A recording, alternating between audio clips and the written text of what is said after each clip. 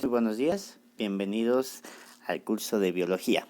El día de hoy vamos a hablar acerca de la histología vegetal. Recordemos, en una planta las células están organizadas en dos tipos de tejidos, en meristemos y los tejidos adultos. Los meristemos se encargan generalmente del crecimiento de la planta y los tejidos adultos se encargan siempre de mantener a la planta con vida. Los meristemos a la vez se pueden dividir en dos, en los meristemos primarios y los meristemos secundarios. A los meristemos primarios se le conocen también como embrionarios, porque éstas van a poseer o van a ser originarias del embrión. Por su ubicación se les puede conocer también como meristerios apicales, ya que éste va a permanecer en la punta del tallo y en la punta de la raíz. Ahora, la punta del tallo se llama yema apical y la punta de la raíz se llama punto vegetativo. Estas células, por su ubicación, se puede entender que estas se encargan del crecimiento a lo largo del tallo y a lo largo de lo que viene a ser la raíz. El tallo crece hacia arriba y la raíz hacia abajo, netamente el crecimiento longitudinal. Este tejido presenta células que tienen núcleos grandes, paredes delgadas y obviamente carecen de vacuolas. ¿Ya? Estas células están siempre en constante mitosis. Ahora, si comparamos con otro tipo de meristemo secundario, es diferente. Los meristemos secundarios también generan el crecimiento de la planta, pero estas no provienen del embrión, sino se forman a partir de los tejidos adultos. Los meristemos secundarios pueden ser de dos tipos, el cambium vascular y el cambium suberoso o el suberógeno. Por ejemplo, vamos a tener un pequeño gráfico. ¿Ya? Dos tallos. Uno es un tallo herbáceo, el de la izquierda, y el otro es leñoso como el de la derecha. El tallo herbáceo tierno y el de la derecha un tallo leñoso y adulto. Ya, mira.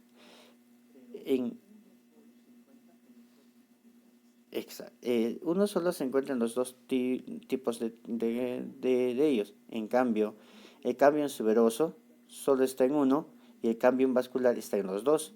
El cambium suberoso solamente está en uno. Ahora, el cambium vascular forma xilema hacia adentro y el floema hacia afuera. ¿Ya? El xilema y el floema. Dos características fundamentales que van a estar vinculadas al cambium vascular. Ahora, el xilema se va hacia el interior del tallo y el floema hacia el exterior. El cambium suberoso, por ejemplo, va a formar la epidermis hacia adentro y el suber hacia afuera. El suber es lo que se conoce generalmente como el corcho. ¿Ya? La planta leñosa es el único que presenta el cambium suberógeno o el cambium suberoso. ¿Ya? Por su posición, estas se van a llamar meristemos laterales y por lo general se encargan del crecimiento en grosor. ¿Ya? No te olvides, entonces los meristemos secundarios son los que van a generar el grosor de las plantas. Si hablamos de las células del tejido meristemático secundario, presentan también núcleos grandes, paredes delgadas, pero estas sí poseen vacuolas. Aquí sí podemos tener vacuolas pequeñas, pero hay. Ahora bien, los tejidos adultos se clasifican generalmente, ¿ya? Los tejidos adultos se van a clasificar en 5 grupos. La epidermis, de protección, los mecánicos, los vasculares, los del parenquima y los secretores.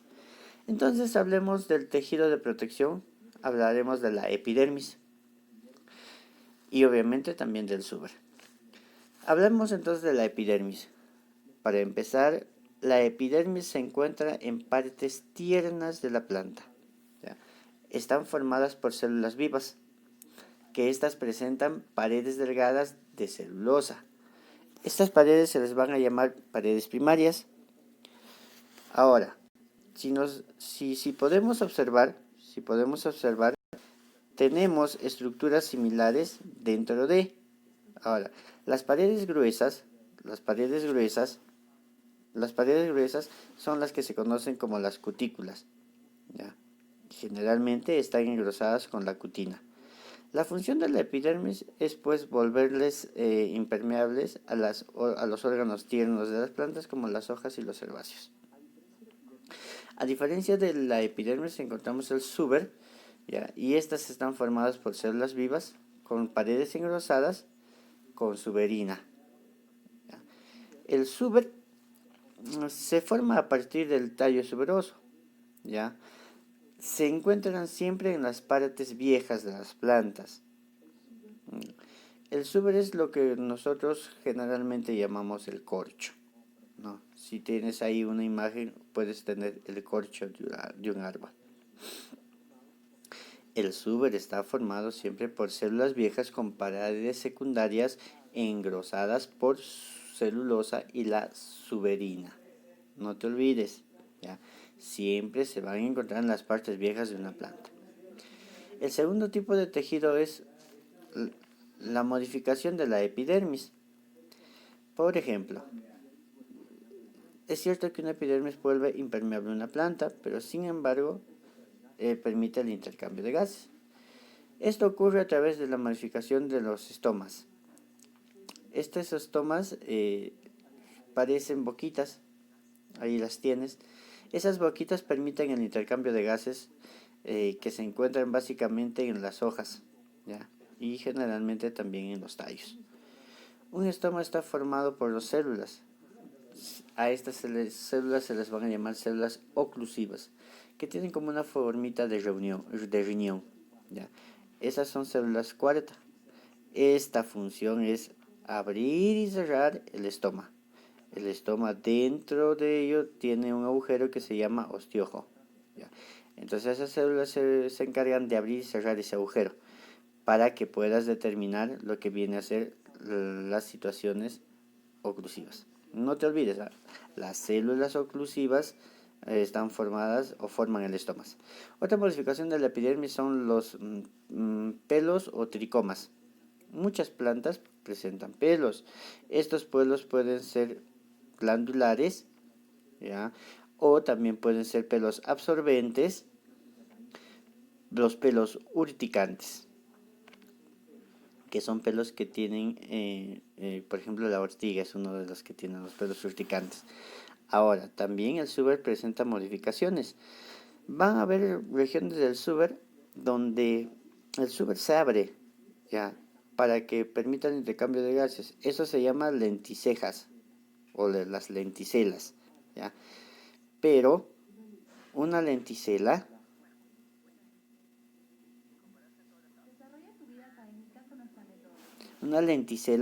reemplaza a un estoma, ¿ya?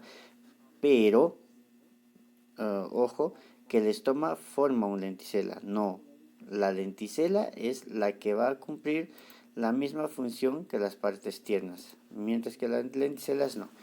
Y así también vamos a tener al colénquima, ¿ya? Y estas son las que tienen partes vivas, ¿ya? Y estas se van a ubicar siempre en las partes tiernas de las plantas.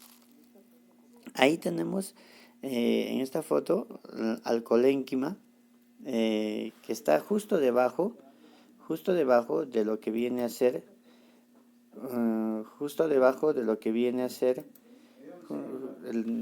dentro de las epidermis, mira. Ya, ahora, estas se van a ubicar siempre en partes tiernas de la planta. Entonces, si hablamos de estas características, podemos tener bien en claro que el colénquima es deformable, ¿ya? Por eso cuando nosotros doblamos un tallo tierno puede pues volver a su forma original. Ahora, si el pasto, por ejemplo, agarramos y lo doblemos, se queda doblado, ¿verdad? Porque esta no tiene colénquima. Ya, no te olvides a ello. Entonces, generalmente el colénquima le va a dar la característica de flexibilidad a una planta. ¿Ya? Generalmente están en los tallos y en los pecíolos de las hojas. En cambio, el esclerénquima está formada ya por células muertas que presentan paredes secundarias engrosadas con celulosa y la lignina. Escucha, paredes celulares engrosadas con celulares, con celulosa y tienen las ligninas. ¿Ya? Aquí se encuentran las partes más duras de la planta. Generalmente a esta función se le puede dar la característica de la rigurosidad, y ya es más dura. ¿Ya? Dentro de ellas vamos a tener las fibras y las esclereidas.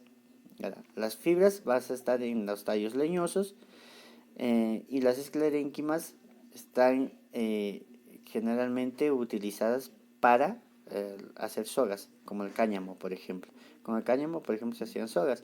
Una característica especial en la serranía, por ejemplo, es el famoso ala, que se puede observar y se puede tener en cuenta ello. ¿Ya? De esas famosas, del famoso maguey de las esclereidas se van a formar sogas. A eso se refiere por características duras. Bueno, muchachos, espero les haya gustado la clase.